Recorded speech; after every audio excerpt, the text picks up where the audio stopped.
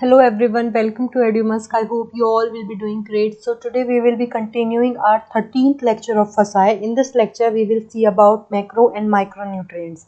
हम देखने वाले हैं कि क्या क्या स्ट्रक्चर होता है, कैसे फंक्शन करता है हमारा और उसका रोल क्या क्या है। हमारी जो बॉडी है उसके अंदर हमारा मैक्रोन्यूट्रिएंट्स और माइक्रोन्यूट्रिएंट्स की जो रोल है उनको हम इन डिटेल डिस्कस करने वाले हैं। तो वीडियो को शुरू करने से पहले I request you all to kindly share and subscribe our channel. Just to access our course, you can join our Telegram channel that is EduMusk 1008. और कोई भी क्वेरी है रिलेटेड टू कोर्स आप हमें मेल कर सकते हैं through our mail ID that is edumusk 1008. So without wasting our time let's move to our topic. तो हमारे जो न्यूट्रिएंट्स है वो क्या होते हैं, ये मॉलिक्यूल्स होते हैं जो कि फूड में पाए जाते हैं, जो कि एक proper functioning of the cell, tissues या ह्यूमन बॉडी के जो ऑर्गन है उन सब की प्रॉपर फंक्शनिंग के लिए हमारे यूज़ किए जाते हैं. हमारी बॉडी को अच्छे से काम करने के लिए, उसको अच्छे से वर्क करने के लिए हमें न्यूट्रिएंट्स की ज़रूरत पड़ती है.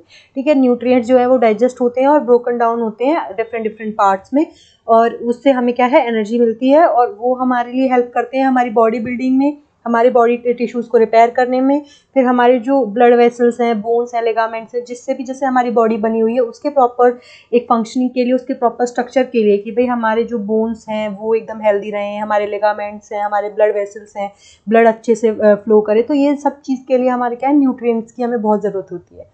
Nutrients help in maintaining the homeostasis of the body. Homeostasis होता है एक बैलेंस फंक्शनिंग जो होती है हमारी टिश्यूज़ और सेल्स की, जिससे कि हमारी जो बॉडी है वो अच्छे से फंक्शन करती है.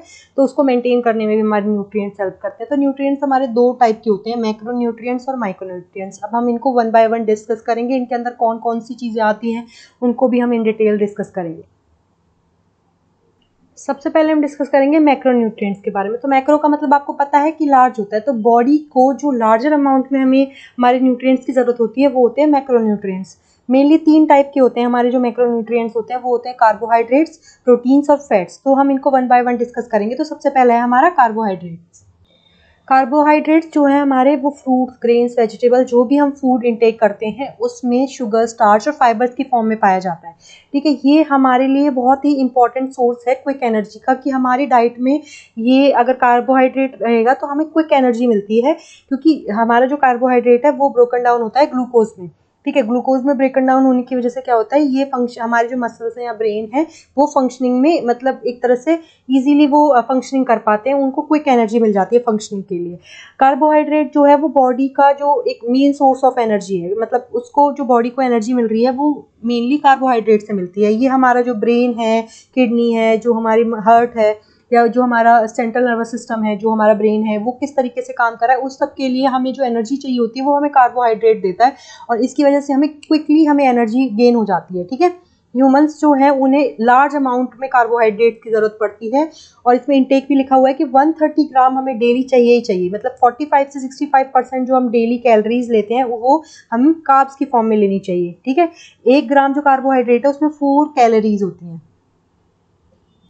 अब हमारे 2 टाइप्स के कार्बोहाइड्रेट्स होते हैं. तो सबसे पहला है हमारा सिंपल कार्ब्स और बैड कार्ब्स, जो जल्दी शुगर जो है रिलीज करते हैं, और ये क्या होता है, प्रोसेस्ड और रिफाइंड शुगर से बने होते हैं. इनके अंदर कोई विटामिन नहीं पाया जाता. जैसे हमारा जो एग्जांपल है वो है white bread, pasta, tomato sauce, और भी बहुत सारे एग्जांपल्स होते हैं.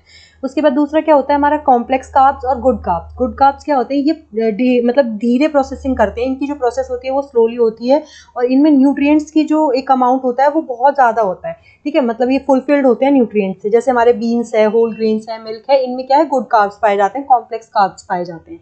ठीक है, उसके बाद नेक्स्ट आता है हमारा कार्बोहाइड्रेट का जो फंक्शनिंग है, वो कैसे फंक्शन करता है. तो सबसे प्राइमरी रोल क्या है, वो हमें एनर्जी सप्लाई करता है. हमारी जो बॉडी की सेल्स हैं उनमें जो एनर्जी सप्लाई की जाती है वो कार्बोहाइड्रेट से सप्लाई होती है. फिर हमारा जो कार्बोहाइड्रेट है उसका दूसरा फंक्शन होता है, ये मैक्रो मॉलिक्यूल्स जो हैं बॉडी के उन्हें बिल्डअप करता है. फिर तीसरा फंक्शन हमारा आता है कि कार्बोहाइड्रेट जो हमारा प्रोटीन और फैट है, जो हमारे 2 और मैक्रोन्यूट्रिएंट्स हैं, उनको स्पेयर करके रखता है, कि और जो बॉडी के लिए फंक्शनिंग के लिए यूजेस हैं, अलग अलग काम में हम यूज़ कर सकते हैं प्रोटीन और फैट को, तो उनको एक तरह से होल्ड पे रखता है कार्बोहाइड्रेट. तो ये भी क्या है, कार्बोहाइड्रेट की फंक्शनिंग है. उसके बाद हमारा आता है कि क्या कॉन्सिक्वेंसेस होते हैं कार्बोहाइड्रेट की ओवर कंजम्पशन पे। तो अगर हम ओवर कंज्यूम कर लेते हैं कार्बोहाइड्रेट्स को तो उससे वेट गेन होता है और हमारे डायबिटीज़, हार्ट डिजीज़ और कोलेस्ट्रॉल जो है वो बढ़ जाता है। तो हमारे जो कहते हैं ना कि कार्बोहाइड्रेट ज़्यादा लेने से, ज़्यादा कार्ब्स लेने से वेट गेन होता है, तो वही है कि हमारा ज़्यादा अगर हम ओवर कंजम्पशन कर लेते हैं कार्बोहाइड्रेट्स का तो वेट गेन होता है, डायबिटीज़, हार्ट डिजीज़ और हायर का कोलेस्ट्रॉल हो जाता है, कोलेस्ट्रॉल बढ़ने की प्रॉब्लम हो जाती है। और कोलेस्ट्रॉल बढ़ने से ही हार्ट डिजीज़ जो है उसका ज़्यादा मतलब हमें रिस्क रहता है, क्योंकि कोलेस्ट्रॉल बहुत हद तक क्या होता है, ब्लॉक कर देता है हमारी वेन्स को और ब्लड के सर्कुलेशन को रोकता है, जिसकी वजह से हार्ट डिजीज़ मतलब होने के चांसेस होते हैं, हार्ट फेलियर के चांसेस होते हैं। सेकेंड प्रोटीन, तो प्रोटीन जो है वो अमीनो एसिड से मिलकर बना होता है हमारा, और ये फंक्शन करता है कि ये हमारे जो हार्मोन्स, एंजाइम्स हैं या फिर जो हमारी एंटीबॉडीज़ हैं, इन सब के लिए फंक्शनिंग करता है, जो हमारे इम्यून सिस्टम को स्ट्रॉन्ग बनाते हैं। ठीक है, जो प्रोटीन है हमारा वो एक मैक्रोन्यूट्रिएंट्स है जो हमारी बॉडी का जो स्ट्रक्चर है ना, कहते हैं ना बॉडी बिल्डिंग के लिए हमारा प्रोटीन यूज़ किया जाता है। तो जैसे बॉडी के स्ट्रक्चर से कनेक्टिव टिश्यूज़ हैं, स्किन है, हेयर है, मस्कुलर जो फाइबर्स हैं हमारे मसल फाइबर्स, उनको बिल्डअप करने में हमारी हेल्प करता है प्रोटीन।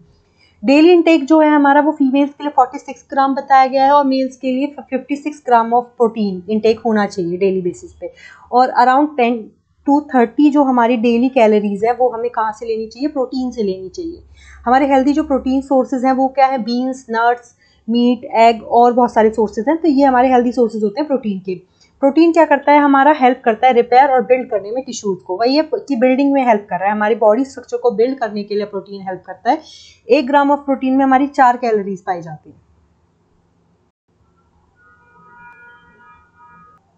हमारी आती है प्रोटीन की फंक्शनिंग। तो प्रोटीन की फंक्शनिंग में क्या है कि प्रोटीन बहुत सारी जो हमारी बायोकेमिकल रिएक्शंस होती हैं उनमें हेल्प करता है, जो कि सेल के अंदर और बाहर दोनों जगह होती रहती है। प्रोटीन एक केमिकल मैसेंजर भी है, एक मतलब एक हेल्पर की तरह काम करता है हमारी सेल्स, टिश्यूज और ऑर्गन्स के लिए। ठीक है, एक मैसेंजर का काम करता है, कम्युनिकेशन में हेल्प करता है हमारा। प्रोटीन के अंदर हम केराटिन, कोलेजन, इलास्टिन जो पाए जाते हैं वो हमारे हेल्प करते हैं कनेक्टिव, जो हमारा बॉडी का जो कनेक्शन है ना उसके फ्रेमवर्क को मतलब एक तरह से जो स्ट्रक्चर है उसका फ्रेमवर्क तैयार करते हैं।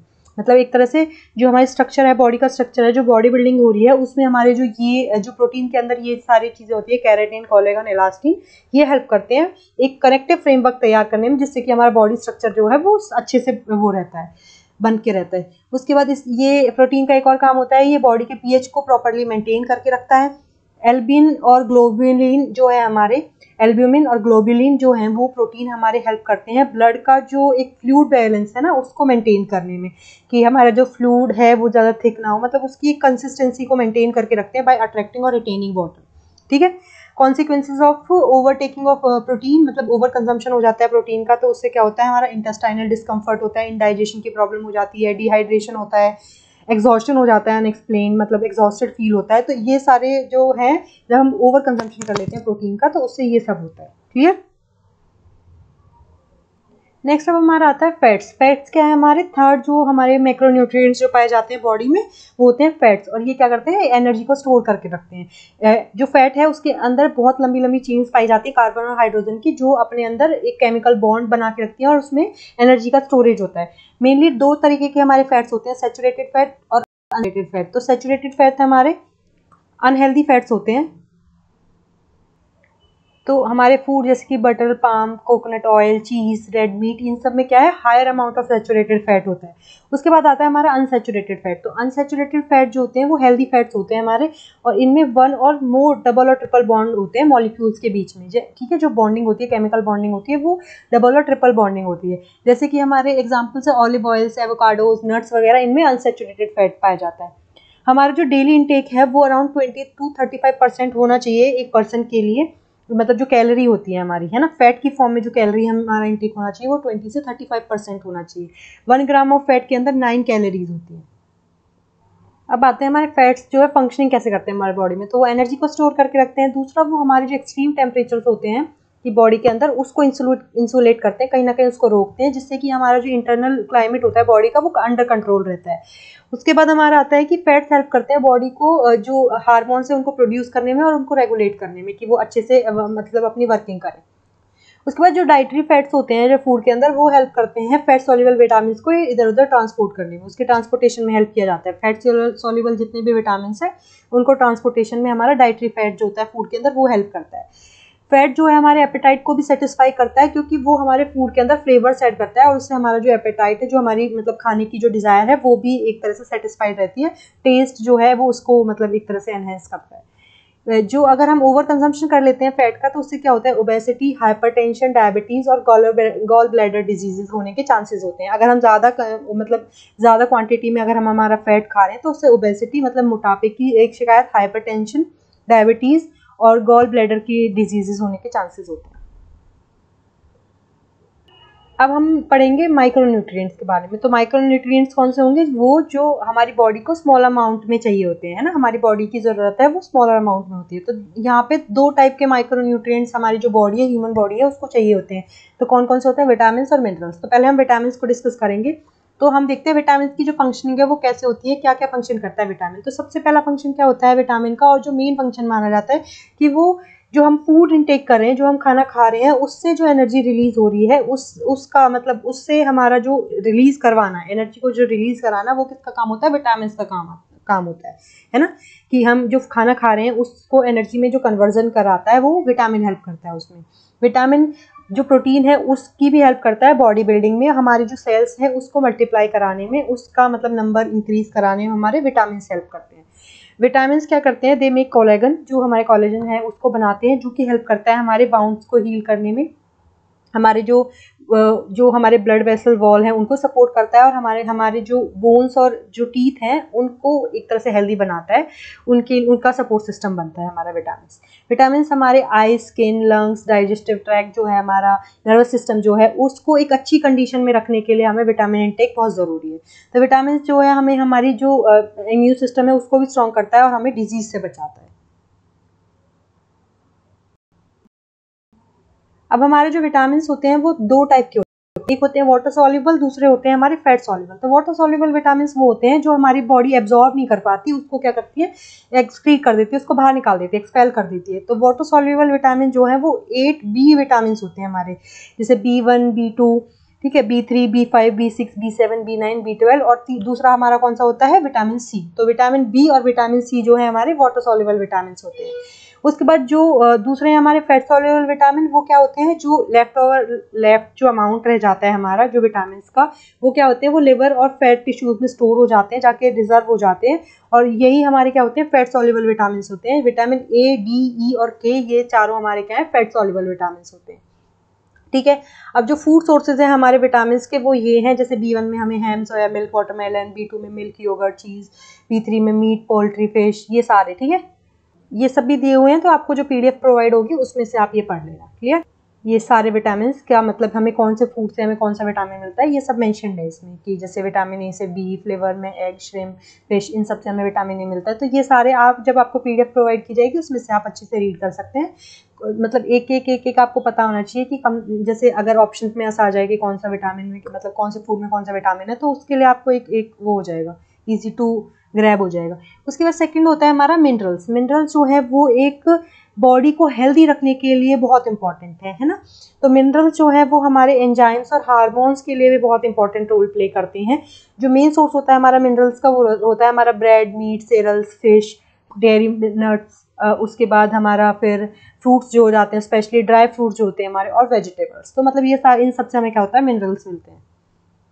अब हमारे जो मिनरल्स हैं वो भी 2 टाइप के होते हैं, मेजर मिनरल्स और ट्रेस मिनरल्स। मेजर मिनरल्स होते हैं जो हमारी बॉडी को ज़्यादा अमाउंट में, लार्जर अमाउंट में जिनकी ज़रूरत होती है, जैसे calcium, phosphorus, magnesium, sodium, potassium, chloride, sulphur, ये सारे हमारे होते हैं मेजर मिनरल्स। उसके बाद जो ट्रेस मिनरल्स होते हैं वो स्मॉलर क्वांटिटी में हमें ज़रूरत पड़ती है, जैसे iron, manganese, copper, iodine, zinc, cobalt, fluoride, selenium, ये सारे जो होते हैं हमारे, ये स्मॉल क्वांटिटी में एक बॉडी को, ह्यूमन बॉडी को उसकी ज़रूरत होती है। फंक्शन क्या है हमारे मिनरल्स का, तो मिनरल जो है हमारे करेक्ट बैलेंस जो होता है ना वाटर का जो बैलेंस है उसको मेंटेन करके रखता है हमारा मिनरल्स। कि बॉडी में जो वाटर है उसका एक मेंटेनेंस रखना, कि भाई कितना वाटर चाहिए बॉडी को, उसके लिए कौन हेल्पफुल है हमारे लिए, मिनरल्स हेल्पफुल है। उसके बाद जो मिनरल्स होते हैं वो हमारी एक बोन्स को हेल्दी रखने के लिए, हमारा जो प्रोटीन स्ट्रक्चर है उसको स्टेबलाइज करने के लिए, उसके बाद जो हम प्रोटीन खा रहे हैं, ठीक है, उस सब को मेंटेन करने में जो हमारी हेल्प करता है वो हेल्प करता है हमारे मिनरल्स। ठीक है, जो हम प्रोटीन खा रहे हैं, जैसे जो हमारे हेयर, स्किन, नेल्स को जो एक तरह से अच्छा बना के रख रहा है, हेल्दी बना के रख रहा है, तो उस प्रोटीन स्ट्रक्चर को स्टेबलाइज करने में हमारा मिनरल्स जो है वो हेल्प करते हैं। They get the oxygen moving our body, की बॉडी को जो पूरी बॉडी में हमारा ऑक्सीजन सर्कुलेट होता है वो मिनरल्स की हेल्प से होता है, ठीक है। Minerals assist in your ability to taste and smell, मतलब जो हम टेस्ट और स्मेल की जो हमारी एबिलिटी है उसको असिस्ट करने में हमारा मिनरल्स हेल्प करता है। तो बहुत ही इंपॉर्टेंट रोल है, मतलब एक तरह से ये सपोर्टिंग रोल कर रहा है, लेकिन सबके लिए एक सपोर्टिंग रोल कर रहा है, जिससे कि करेक्ट बैलेंस जो है बॉडी का उसको हेल्दी बनाए रखने के लिए मिनरल्स जो है वो एकदम वाइटल रोल प्ले करते हैं। ये सारे फूड सोर्सेज हैं जहाँ से हमें मिनरल्स मिलता है, ठीक है। तो ये सारे जैसे कि पोटेशियम कहाँ से मिलता है, मैग्नीशियम कहाँ से, क्लोराइड कहाँ से, कैल्शियम किस किस में पाया जाता है, क्रोमियम किस में, कॉपर किस में। तो जितने भी हमारे मिनरल्स हैं, चाहे वो हमारे मेजर मिनरल्स हो या ट्रेस मिनरल्स हो, सारा हमें कहाँ से इनटेक होता है उन मिनरल्स का। तो ये सब में ये सारे आपको जब PDF प्रोवाइड होगी तो वहाँ से आप इसको रीड कर लेना। मैं 1 बाय 1 इसको क्या पढ़ के बताऊँ आपको कि किससे क्या मिलता है, क्योंकि बहुत ज़्यादा है ये, और आराम से आप इजीली पढ़ लेना, आपको याद भी हो जाएगा। एक दो बार आप गो थ्रू होगे इसके तो आपको पता भी चल जाएगा कौन से फूड में कौन से मिनरल्स पाए जाते हैं, ठीक है। तो आज के लिए इतना ही था। I hope you like the video. अब मिलेंगे नई वीडियो में नए कंटेंट के साथ, तब तक के लिए stay safe. Thank you so much.